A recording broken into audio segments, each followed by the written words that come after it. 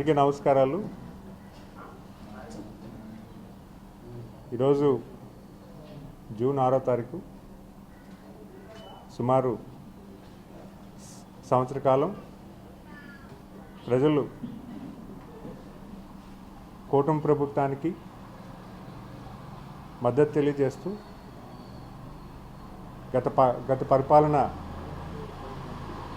మీద పూర్తి స్థాయిలో విభేదిస్తూ ఈ రాష్ట్ర ప్రగతికి, రాష్ట్ర అభివృద్ధికి, రాష్ట్ర యువతకి మంచి చేకూర్చాలంటే ఒక అనుభవమైనటువంటి ముఖ్యమంత్రి వర్యులు కావాలని, ఒక మంచి ఉద్దేశం ఉన్నటువంటి నాయకులు కావాలని, ఒక మంచి నిర్ణయం తీసుకున్నటువంటి ప్రజానికాన్ని అందరూ కూడా మనం అభినందిస్తూ, ఎందుకంటే ఈరోజు శాసనసభ్యులుగా నేను గజపతినగరం నియోజకవర్గం నుంచి రావడం చాలా అదృష్టం కింద భావిస్తున్నాను. ఎందుకంటే ఈరోజు గజపతినగరం నియోజకవర్గం ప్రజానికం అందరూ కూడా 55% ఓటేసి నన్ను గెలిపించడం అంటే చాలా చిన్న విషయం కాదు. ఎందుకంటే కొత్తగా ఒక అభ్యర్థి, రాజకీయ కుటుంబ నేపథ్యం ఉన్న, తక్కువ టైంలో గౌరవ ముఖ్యమంత్రి వర్యులు చంద్రబాబు నాయుడు గారు అవకాశం కల్పించారు. దాన్ని స్వాగతిస్తూ ప్రజలందరూ కూడా ఒక మంచి ఓటింగ్ వేసి గెలిపించారు. మరి అలాగే మన ముఖ్యమంత్రి వర్యులు మంత్రి శాఖలో కూడా నాకు స్థానం కల్పించడం చాలా అదృష్టంగా భావిస్తున్నాను. ఎందుకంటే ఈరోజు విజయనగరం జిల్లా అభివృద్ధిలో మరి ఇక్కడ ఉన్నటువంటి యువకులకి అవకాశాలు కల్పించడంలో నా వంతు కృషి చేయడానికి ఈ మంత్రి శాఖలో ఉండడం చాలా అదృష్టం కింద భావిస్తూ, మరి సంవత్సర కాలంలో రాష్ట్రమంతా కూడా, అంటే రాష్ట్ర పరిపాలన గత సంవత్సరం అప్పచెప్పినప్పుడు ఒక దయనీయ స్థితి ప్రభుత్వానికి ఉంది. సుమారు 10 లక్షల కోట్ల అప్పు ఉంటుంది. అప్పు కన్నా ప్రధానంగా ఏంటంటే ఆంధ్రప్రదేశ్లో పెట్టుబడులు పెట్టడానికి ఆలోచించే పరిస్థితి మొత్తం ప్రపంచం అంతా ఉంది. ఆంధ్రప్రదేశ్ అనే బ్రాండ్ని ఖూనీ చేసి పెట్టుబడులు అనేవాళ్ళు ఇక్కడ రావడానికి కూడా భయపడే పరిస్థితి గత పాలకులు చేశారు. కేవలం అప్పు చేసి పరిపాలన చేసినటువంటి గత ప్రభుత్వం ఈరోజు ప్రభుత్వం వచ్చిన వెంటనే పరిపాలన అభివృద్ధి చేయాలి, సంక్షేమం ఇవ్వాలి, ఆదాయం కూడా పెంచాలని ముఖ్య ఉద్దేశంతో గౌరవ ముఖ్యమంత్రి వర్యులు ఈరోజు పనిచేస్తున్నారు. రాష్ట్రానికి ఒక మంచి నాయకత్వం ఇవ్వాలి, రాష్ట్ర భవిష్యత్తుకి ఒక మంచి అవకాశాలు ఇవ్వాలి అన్న ఒక మంచి ఉద్దేశంతో గడిచిన సంవత్సర కాలంలో మన పరిపాలన అంతా చూసాం. వాళ్ళు చెప్పినటువంటి ఎలక్షన్ ప్రామిసెస్ మేము చేయట్లేదని చెప్పి రీసెంట్గా వాళ్ళు ర్యాలీ చేయడం జరిగింది. వాళ్ళు ఒకటే క్వశ్చన్ చేస్తున్నాను, గత పరిపాలనలో సంవత్సర వ్యవధిలో వాళ్ళు చేసినటువంటి ఎలక్షన్ ప్రామిసెస్ ఎన్ని నెరవేరాయి? ఈరోజు సంవత్సర కాలంలో మేము ఎన్ని ప్రామిసెస్ నిలబెట్టుకున్నాము అనేది విశ్లేషణ వాళ్ళు కూడా చేసుకోవాలి. నాకు తెలుసు గత పరిపాలనలో వాళ్ళు పెన్షన్ కేవలం 250 రూపాయలు పెంచారో తప్పించి ఎటువంటి ఎలక్షన్ ప్రామిస్ కూడా వాళ్ళు చేయలేకపోయారు.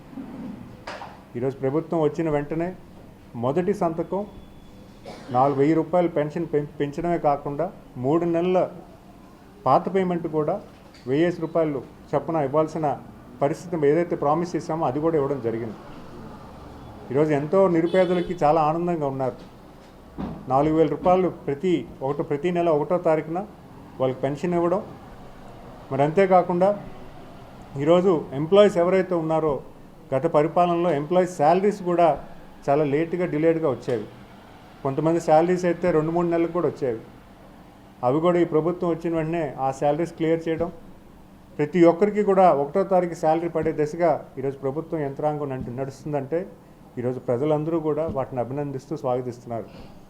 మరి అంతేకాకుండా మన డిఎస్సి ఎగ్జామ్, గత పాలకులు డిఎస్సి ఎగ్జామ్ తీస్తాము, వచ్చిన వెంటనే మేము ఖచ్చితంగా చేస్తామని చెప్పారు. కనీసం ఒక్కసారి కూడా వాళ్ళు డిఎస్సి తీయలేకపోయారు. ఈరోజు ప్రభుత్వం వచ్చిన వెంటనే 16,500 పోస్టులు కూడా ఈరోజు డిఎస్సి ద్వారా మనం తీయడం జరిగింది. మరి ఇప్పుడు కూడా పరీక్ష కూడా జరుగుతుందంటే దాన్ని కూడా మనం అభినందించాల్సిన అవసరం ఉందని మీ ద్వారా తెలియజేసుకుంటున్నాను. మరి అంతేకాకుండా అధికారంలోకి వచ్చాక ఎన్నో రోడ్లు సుమారు 20,000 కిలోమీటర్ల రోడ్లు మళ్ళీ మనం చేసుకున్నాం. గత పాలకులు రోడ్లు ఎంత దయనీయ స్థితికి తీసుకెళ్ళిపోయారంటే చాలామందికి ఎంప్లాయీస్ అవ్వచ్చు, లేకపోతే ఎవరైతే జర్నీ చేస్తున్నారో ప్రెగ్నెంట్ అవ్వచ్చు, చాలా ఇబ్బందులు పడేవారు. ఈరోజు ప్రతి నియోజకవర్గంలో కూడా రోడ్స్ పార్ట్ ఫ్రీ రోడ్స్ చేసుకున్నాము, కొత్త రోడ్లు చేసుకున్నాము. ఎన్ఆర్జీఎస్లో కూడా అభివృద్ధి కూడా మనం చూస్తున్నాము. ఎందుకంటే గత 5 సంవత్సరాల్లో ఎన్ఆర్జీఎస్ వర్క్స్ కూడా మనం చేసుకోలేని పరిస్థితి గత పాలకులు చేశారు. ఎందుకంటే దానికి ఏదైతే మ్యాచింగ్ గ్రాంట్ ఇవ్వాలో గత ప్రభుత్వాలు మ్యాచింగ్ గ్రాంట్ ఇవ్వకపోవడం వల్ల ఆ ఎన్ఆర్జీఎస్ ఫండ్స్ కూడా యూటిలైజ్ చేసుకోలేని పరిస్థితి గత పాలకులు చేశారు. ఈరోజు విజయనగరం జిల్లాలో సుమారు 400 కోట్ల రూపాయలు శాంక్షన్ చేసి ఈరోజు 200 కోట్ల వర్కులు ఆల్రెడీ గ్రౌండ్ అయ్యి ఈరోజు జిల్లాలో వర్క్స్ చేశామంటే ఖచ్చితంగా మనందరం కూడా అభినందించాలి. మరి అంతేకాకుండా ఈరోజు ఉన్నటువంటి మత్స్యకారులకు కూడా ఈరోజు 217 G1 క్యాన్సిల్ చేస్తూ వాళ్ళు కూడా మత్స్యకార సేవలు అని చెప్పి వాళ్ళకు కూడా 20,000 రూపాయలు ఇవ్వడం అంటే ఖచ్చితంగా మనం కూడా అభినందించాలి. అది కూడా ఒక ఎలక్షన్ ప్రామిసు, అది కూడా మేము నెరవేర్చామనేది కూడా గర్వంగా చెప్పుకోగలుగుతున్నాం. మరి అంతేకాకుండా ఈరోజు అన్నా క్యాంటీన్లు, గత పాలకులు అన్నా క్యాంటీన్లు మరి ఎందుకు ప్రభుత్వం మీద పెద్ద భారం కూడా పడదు. కానీ ఈరోజు ఆ క్యాంటీన్లు గత పాలకులు అంటే పేదవాడికి అన్నం పెట్టి అన్నా క్యాంటీన్లు కూడా మూసివేసి దాన్ని దుర్యోగం అంటే దానికి పూర్తి స్థాయిలో నిర్వీర్యం చేశారు. ఈరోజు ప్రభుత్వం వచ్చిన 3 నెలల్లోనే అన్నా క్యాంటీన్స్ మళ్ళీ ఓపెన్ చేసి సుమారు 203 అన్నా క్యాంటీన్స్ కూడా ఈరోజు ఓపెన్ చేసి దాన్ని ఫంక్షనింగ్ తీసుకొచ్చాము. అంతేకాకుండా ఈరోజు మేజర్ పంచాయతీస్ ఏవైతే ఉన్నాయో అందులో కూడా అన్నా క్యాంటీన్ పెట్టాలి. ఎందుకంటే ఈరోజు మేజర్ పంచాయతీస్ ఎక్కడైతే ఉన్నారో పాపులేషన్ 10,000 ఉన్నాయో వాటికి కూడా అన్నా క్యాంటీన్స్ని ఐడెంటిఫై చేసి అక్కడ కూడా ప్రతిపాదించి ఎవరికైతే పేదలు ఉన్నారో వాళ్ళకి భోజనం కల్పించాలని ఒక మంచి ఉద్దేశం ఈ ప్రభుత్వం చేస్తుంది. మరి అంతేకాకుండా ఈరోజు దేవాలయాలు కూడా అన్నదానం కూడా చేయడం జరుగుతుంది. ఎందుకంటే ఈరోజు నిరుపేదలు ఎవరైతే ఉన్నారో వాళ్ళకి టైంకి తక్కువ రేట్లో అన్నం పెట్టడమే కాకుండా అన్నదాన కార్యక్రమాలు కూడా చేస్తున్నామంటే మనం అభినందించాలి. మరి అలాగే గత పాలకులు చెత్త పన్ను అని చెప్పి చెత్త పన్ను వసూలు చేసి ఆ పన్నుకు కూడా సరైన ఆడిట్ సిస్టమ్ లేకుండా ఖర్చు చేశారు. ఈరోజు ఆ చెత్త పన్ను రద్దు చేయడంతో పాటు మరి 83 లక్షల టన్నును కూడా మనం ఈరోజు క్లీన్ చేసి ఆ రాష్ట్రానికి ఏదైతే 83,000 టన్నులు చెత్త ఎక్కడైతే పూడుకుపోయిందో అవన్నీ కూడా క్లియర్ చేసి ప్రభుత్వం సుమారు మోర్ దెన్ 1,000 crores రూపీస్ ఖర్చు పెట్టి అవన్నీ క్లియర్ చేయడం కూడా జరిగిందని మీ అందరికీ కూడా తెలియజేసుకుంటున్నాను. మరి అంతేకాకుండా ధాన్య కొనుగోళ్ళు సుమారు 1,674 కోట్ల రూపాయలని గత పాలకులు పెండింగ్ పెట్టి వెళ్ళిపోయారు. ఈరోజు ప్రభుత్వం వచ్చిన తర్వాత అది కూడా క్లియర్ చేసామంటే అది కూడా ప్రజానికం అందరూ కూడా తెలిసి అభినందిస్తున్నారనే సంగతి కూడా మీకు తెలియజేస్తున్నాను. మరి అంతేకాకుండా కూటమి ప్రభుత్వం వచ్చాక 4,500 కోట్ల రూపాయలు ఈరోజు రాష్ట్రంలో ప్రతి గ్రామంలో అభివృద్ధి జరిగిందంటే దాన్ని కూడా మనందరం కూడా విశ్వసించి అభినందించాలి. అంతేకాకుండా ఈరోజు 94 కేంద్రాల్లో 2025-26 బడ్జెట్లో బీసీల కోసం 47,000 కోట్ల రూపాయలు ఆల్రెడీ కేటాయించడం జరిగింది. మరి అంతేకాకుండా చాలా ఎలక్షన్ ప్రామిస్ ఇవన్నీ కూడా ఫుల్ఫిల్ చేస్తున్నాం. ఇవన్నీ కూడా ప్రజలందరూ గమనిస్తున్నారు. ప్రజలు ఈ ప్రభుత్వం పట్ల మరి ఈ ప్రభుత్వం తాలూకు అభివృద్ధి పట్ల పూర్తి స్థాయిలో స్వాగతిస్తూ ఒక మంచి ప్రభుత్వాన్ని ఎన్నుకున్నామని ఒక భరోసాతో ఈరోజు ముందుకు వెళ్తున్నాం. ఈరోజు రాష్ట్రంలో పెట్టుబడులు సుమారు 8 లక్షల కోట్ల పెట్టుబడులు ఈరోజు రాష్ట్రానికి ఇండస్ట్రీస్ రూపంలో వస్తున్నాయి. అలాగే ఎంఎస్ఎంఈ పార్క్స్ కూడా 175 పార్క్స్లో 50 పార్క్స్ కూడా ఈరోజు గ్రౌండ్ బ్రేకింగ్ సెరమనీ జరిగింది. ఒక 11 పార్క్స్ కూడా ఇనాగ్రల్ చేసి ఆల్రెడీ ప్లాటింగ్ కూడా ఇవ్వడం జరుగుతుంది. అలాగే ఈరోజు గ్రామీణ ప్రాంతంలో అభివృద్ధి చేకూర్చడానికి ఎటువంటి పరిపాలన చేయాలన్న దాని మీద కూడా ఈరోజు పెద్ద ఎత్తున రాష్ట్ర ప్రభుత్వం చేస్తుందంటే అది కూడా మనం మెచ్చుకోవాల్సిన అవసరం ఉంది. ఎందుకంటే అగ్రికల్చర్, హార్టికల్చర్, సెరికల్చర్ ఇవన్నీ కూడా మళ్ళీ రీవ్యాంప్ చేసుకొని మనం ఎలాగా ఒక రైతుకు కానీ వాళ్ళకి ఆదాయం పెంచే విధానం ఎలా తీసుకురావాలి, వాళ్ళ ఆర్థిక అభివృద్ధిని మనం ఎలా తీసుకురావాలి, ప్రతి ఒక్క ఫ్యామిలీని కూడా పవర్టీ లైన్ నుంచి పైకి తీసుకెళ్ళి రావడానికి కూడా కొత్త ఆలోచన చేసి P4 మోడల్ అని కొత్తగా తీసుకొచ్చారు. ప్రపంచంలో ఎక్కడా లేనటువంటి మోడల్ అది P4 విధానం అని. ఈరోజు పబ్లిక్ ప్రైవేట్ పీపుల్ పార్ట్నర్షిప్లో చాలామంది కార్పొరేట్లను తీసుకొచ్చి ఈరోజు ఒక కుటుంబాన్ని బంగారు కుటుంబం కింద మీరు అడాప్ట్ చేసుకొని ఆ కుటుంబాన్ని మంచి చెడ్డ ఏ రకంగా మనం తీసుకురావాలి, అలా ఆర్థిక పురోగతి ఏ రకంగా చేయాలి, వాళ్ళ తాలూకు ఎడ్యుకేషన్ సిస్టమ్ ఎలా ఉంది, వాళ్ళు ఏ రకంగా పైకి తీసుకొచ్చేదానికి వాళ్ళు కార్యాచరణ చేయాలని ఒక మంచి ఆలోచన ఈరోజు మన చంద్రబాబు నాయుడు గారు పిలుపునిస్తే చాలామంది ఈరోజు స్వాగతిస్తూ దాంట్లో ఎన్రోల్ అయ్యి మేము కొన్ని గ్రామాల దత్తత తీసుకుంటాం, మేము కొంతమంది ఇల్లులు తీసుకుంటాం, కొంతమంది హౌస్ హోల్డ్స్ కొన్ని కుటుంబాలు తీసుకుంటున్నామని ముందుకు వస్తున్నారంటే అది కూడా ఈ ప్రభుత్వం తాలూకా మంచి సదుద్దేశం అని కూడా చెప్పుకోవాలి. మరి అంతేకాకుండా ఈరోజు మండల స్థాయిలోని, నియోజకవర్గ స్థాయిలోని, జిల్లా స్థాయిలోని, స్టేట్ లెవెల్లోని విజన్ డాక్యుమెంట్స్ తయారు చేసుకొని ఈ రాష్ట్ర ప్రభుత్వం పరిపాలన ఏ రకంగా చేస్తే బాగుంటుందని పెద్ద ఎత్తున విశ్లేషణ చేస్తూ పరిపాలన కూడా మనం గమనించాలి. మరి ఎటువంటి ఆపర్చునిటీస్ ఈ యువతకు కల్పించాలి, ఎటువంటి ఎంప్లాయ్మెంట్స్ ఇక్కడ యువత కల్పించాలి, ఎటువంటి స్కిల్ డెవలప్మెంట్ ప్రోగ్రామ్స్ ఇక్కడ యువత కల్పించాలని కూడా ఒక ప్రోగ్రామ్ కూడా జరిగింది. మరి అంతేకాకుండా 20 లక్షల ఉద్యోగాలు కల్పిస్తామని ఈరోజు ఒక గ్రూప్ ఆఫ్ మినిస్టర్స్ కలిసి ప్రతి నెల రోజులకు ఒకసారి ఒక మీటింగ్ పెట్టుకొని ఏ రకంగా ఇప్పుడు ఉన్నటువంటి ఆపర్చునిటీస్ ఏమున్నాయి, అక్కడ ఎంత ఎంప్లాయ్మెంట్ క్రియేట్ అవుతుంది, అవన్నీ కూడా మేము మానిటర్ చేస్తూ అడ్మినిస్ట్రేటర్తో కలిసి పనిచేసేదానికి పూర్తి స్థాయిలో మేము అందరూ చేస్తున్నామంటే ఈరోజు ప్రజానికి అందరూ కూడా దాన్ని వాచ్ చేస్తూ అభినందిస్తున్నారని కూడా తెలియజేసుకుంటున్నాను. మరి అంతేకాకుండా ఈరోజు పెద్ద ఎత్తున యువకులందరూ కూడా ఎడ్యుకేషన్ సిస్టమ్ కూడా మనం చూస్తున్నాం. ప్రతి యూనివర్సిటీని కూడా మళ్ళీ రీవ్యాంప్ చేస్తూ ఏ రకమైనటువంటి యూనివర్సిటీ చేయాలి, ఎలా మనం చేసుకోవాలి, ఎడ్యుకేషన్ సిస్టమ్ ఎలా బాగా చేసుకోవాలి. మా యువ నాయకులు లోకేష్ గారు పెద్ద ఎత్తున ఎడ్యుకేషన్ సిస్టమ్ని, ఎందుకంటే ఈరోజు రాష్ట్రానికి ఎసెట్స్ కావాలి, హ్యూమన్ ఎసెట్స్ కావాలి. ఒక మంచి ఎసెట్ క్రియేట్ చేయగలిగితే, ఒక నైపుణ్యం ఉన్నటువంటి యువకుని తయారు చేయగలిగితే ఖచ్చితంగా దేశానికి, మన రాష్ట్రానికి ఒక మంచి ఎసెట్ క్రియేట్ అవుతుందని ఒక మంచి ఉద్దేశంతో ఈరోజు మా యువ నాయకులు నారా లోకేష్ గారు ప్రతి స్కూల్ని, ప్రతి కాలేజ్ని, ప్రతి యూనివర్సిటీని కూడా రీవ్యాంప్ చేస్తూ మన ఎడ్యుకేషన్ సిస్టమ్ని కూడా రివ్యాంప్ చేయడం కూడా జరుగుతుంది. మనం గమనిస్తున్నాం. ప్రతి ఇష్యూను కూడా ఆయన జాగ్రత్తగా హ్యాండిల్గా చేస్తూ ముందుకు తీసుకెళ్తున్నారు. ఈరోజు డిఎస్సి ఎగ్జామ్ అవ్వచ్చు, లేకపోతే ఇప్పుడు రేపు జరగనటువంటి షైనింగ్ స్టార్స్ అని అవార్డ్స్ కూడా పిల్లలకి ఇచ్చి వాళ్ళు ప్రోత్సహించే పరిస్థితి ప్రభుత్వం కల్పిస్తుందంటే మనందరం కూడా మెచ్చుకోవాల్సిన అవసరం ఉందని నేను తెలియజేసుకుంటున్నాను. మరి అంతేకాకుండా ఈరోజు ప్రతి కుటుంబాన్ని కూడా ప్రభుత్వంలో మమేకం చేస్తూ అభివృద్ధిని పూర్తి స్థాయిలో తీసుకెళ్ళడానికి గౌరవ ముఖ్యమంత్రి వాళ్ళు ఆర్టీజీఎస్ అనే ఒక పథకం, ఆర్టీజీఎస్ అని రియల్ టైం గవర్నెన్స్ అని ఒకటి తీసుకొచ్చారు. మనం అది గమనించాలి. ఏదైనా పథకం కానీ అభివృద్ధి కానీ చేసినప్పుడు ప్రజాభిప్రాయం కూడా తెలుసుకుంటున్నారు. ప్రజల తాలూకు అభిప్రాయం ఏంటి, పలానా ఇష్యూ మీద గవర్నమెంట్ ఈ రకంగా చేస్తుందంటే దాన్ని మీరు ఏ రకంగా దాన్ని స్వాగతిస్తున్నారనే విషయం కూడా ఈరోజు పబ్లిక్ దగ్గర ఒక వివరణ, ఒక సర్వే సేకరణ చేస్తూ అభివృద్ధిని అంటే దాని తాలూకా ఇన్పుట్స్ ఏవైతున్నా దాన్ని కూడా కరెక్ట్ చేసి పరిపాలన చేస్తున్నామంటే దాన్ని కూడా మనం స్వాగతించాలి.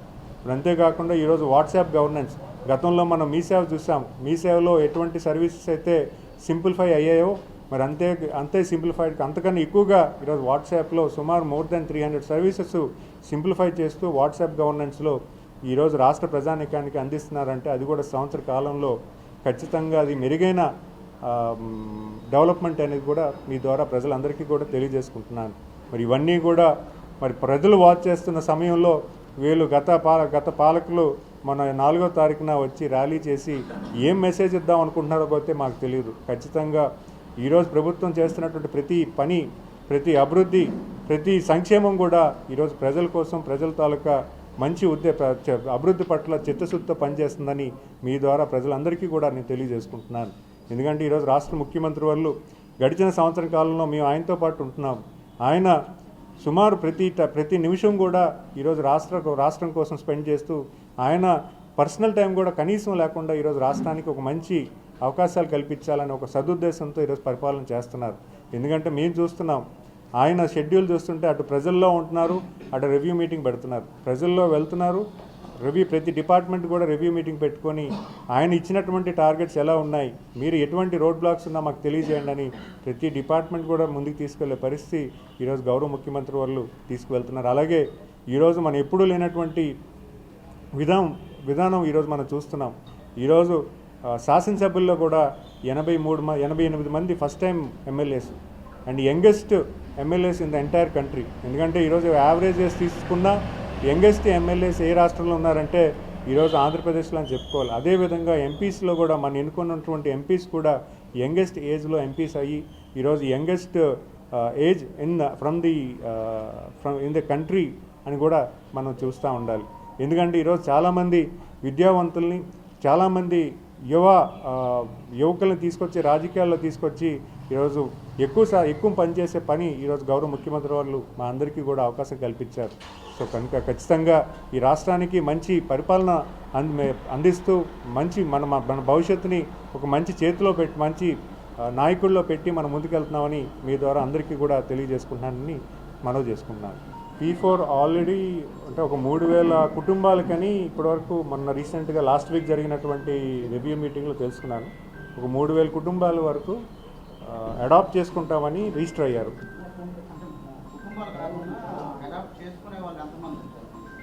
అడాప్ట్ చేసుకున్న వాళ్ళు సుమారు 10 మంది. ఒక బిగ్ ఆర్గనైజేషన్ 2,400 మంది తీసుకున్నారు మన జిల్లాలో.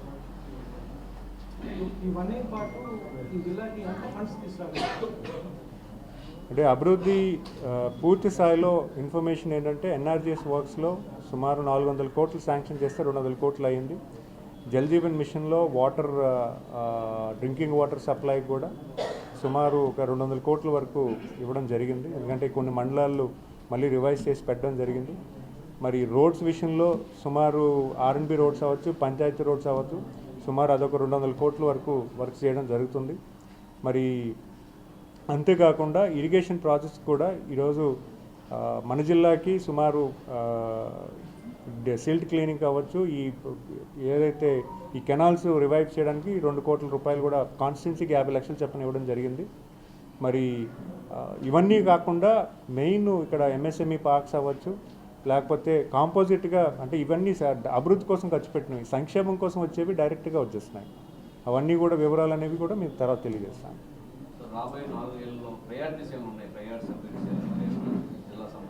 జిల్లా సంబంధించి ప్రయారిటీగా ఈరోజు ఎంప్లాయ్మెంట్ అనేది మేజర్ ఫ్యాక్టర్. ఈరోజు చాలామంది యువకులకి ఎంప్లాయ్మెంట్ కల్పించడానికి ఈరోజు రాష్ట్ర ప్రభుత్వం కానీ, మా యువ నాయకులు లోకేష్ గారు కానీ, అలాగే డిప్యూటీ సీఎం పవన్ కళ్యాణ్ గారు కానీ పెద్ద ఎత్తున ఎక్సర్సైజ్ చేస్తున్నాం. సో ఈరోజు భోగాపురం మనకు ఒక మంచి ఎసెట్. సో ఖచ్చితంగా భోగాపురం వల్ల ఈ నెల్లిమర్ల ఇటు విజయనగరం మధ్యలో ఉన్నటువంటి ప్రాంతం ఏదైతే ఉందో ఒక మంచి డెవలప్మెంట్ యాక్టివిటీస్కి అవకాశం అయితే ఉంది. అవి కూడా మనం గమనించాలి.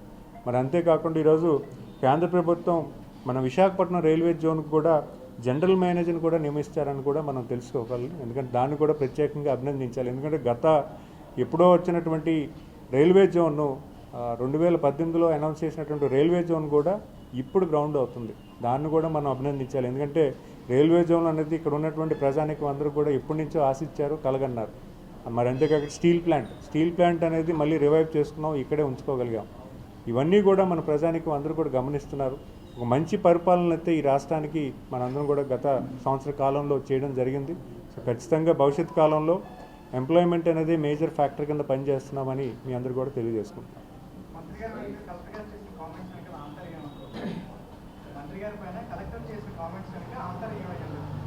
కామెంట్స్ అనేది నాకు తెలియదు. బట్ గౌరవ ముఖ్యమంత్రి వర్యులు ఈరోజు రాష్ట్రానికి మాలాంటి యువకులకి అలాగే కలెక్టర్లు అందరికీ కూడా ఒకటే చెప్పారు. ఎందుకంటే ఈరోజు రాష్ట్రం చాలా దయనీయ స్టేజ్లో ఉంది. సో ఖచ్చితంగా మనం ప్రతి కుటుంబాన్ని గుర్తుపెట్టుకొని మనందరం కూడా కష్టపడి పనిచేయాలి. ఈ రాష్ట్రానికి ఒక మంచి పరిపాలన ఇవ్వాలని మాకు చెప్పడం జరిగింది. ఈరోజు మీ ఇద్దరు కూడా కలిసి పనిచేస్తున్నాం, కలిసి వర్క్ చేస్తున్నాం. ఆయన కూడా కష్టపడుతున్నారు, మేము కూడా ఆయన కూడా స్వాగతిస్తూ ముందుకెళ్తున్నాం. ఎటువంటి ఇబ్బందాలు లేవు.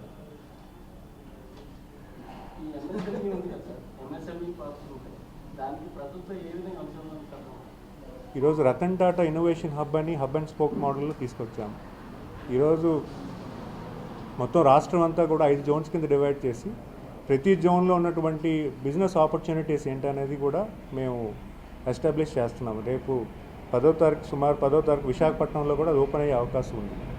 ఎందుకంటే ఈరోజు రాష్ట్రానికి చాలామంది ఆంటర్ప్రినర్స్ ఉన్నారు, కానీ వాళ్ళకి ఏం చేయాలి, ఏ రకంగా చేయాలి, ఏం చేస్తే బాగుంటుందని ఒక డిపిఆర్స్ కానీ అవగాహన కానీ మనకి ఇంకా సిస్టమ్ లేదు.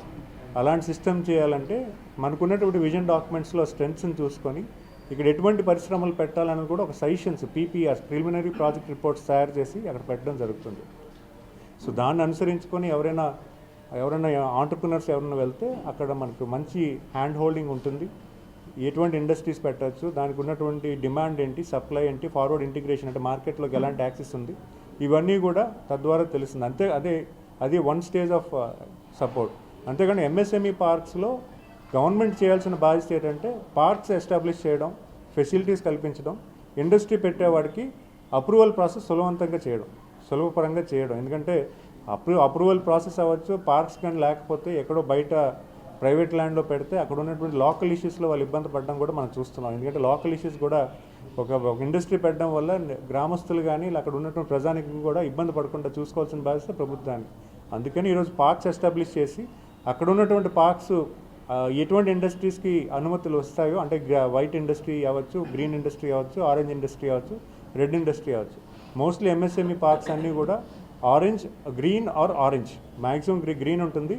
కొన్ని ప్లేసెస్లో ఆరెంజ్ కేటగిరీ కూడా ఇస్తున్నాం. ఎక్కడైతే హ్యాబిటేషన్ లేదో అక్కడ ఆరెంజ్ కేటగిరీ కూడా ఇచ్చే అవకాశాలు ఉన్నాయి. సో ఇలాంటి ఇండస్ట్రీస్కి అక్కడ పెట్టంగానే పర్మిషన్స్ రావడం చాలా ఈజీగా ఉంటుంది. సో ప్రభుత్వం కల్పించాల్సిన ఫస్ట్ విధానం ఏంటంటే ఫెసిలిటేషన్. ఆ ఫెసిలిటేషన్ చేసే విధానం ఇది. మరి అంతేకాకుండా ఇండస్ట్రీస్ని కూడా ఇండస్ట్రీ డిపార్ట్మెంట్ కూడా రీవ్యాంప్ చేస్తున్నాం. ప్రతి జిల్లాకి ఆఫీసర్స్ వచ్చేలాగా, కాన్స్టిట్యున్సీకి ఒక ఐపీఓ వచ్చేలాగా, మండలానికి ఒక అసిస్టెంట్ ఐపీఓ. ఎందుకంటే మండలానికి కూడా ఒక ఆఫీసర్ని ఇచ్చి ఎవరైనా ఇండస్ట్రీస్ పెడతానంటే వాళ్ళకి ఎప్పుడైనా ఏమైనా ఇబ్బందులు ఉంటాయి కూడా కొంత సపోర్ట్ మెకానిజం కూడా కల్పిస్తున్నాం.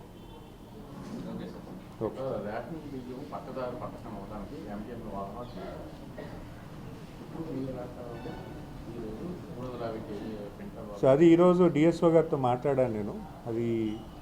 దాని మీద వెంటనే యాక్షన్ తీసుకోమని చెప్పాను. ఏదైతే వాళ్ళు అక్కడ కొండకిండం గ్రామం పేపర్లో చూశానో వెంటనే ఆ ప్రాపర్టీ గట్ట సీజ్ చేసి కావాల్సిన యాక్షన్ తీసుకోమని చెప్పడం జరిగింది.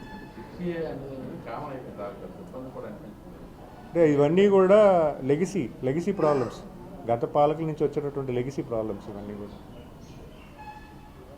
ధన్యవాదాలు. ఇండియా పాకిస్తాన్ తాజా అప్డేట్స్ కోసం డౌన్లోడ్ చేసుకోండి RTV లైవ్ యాప్.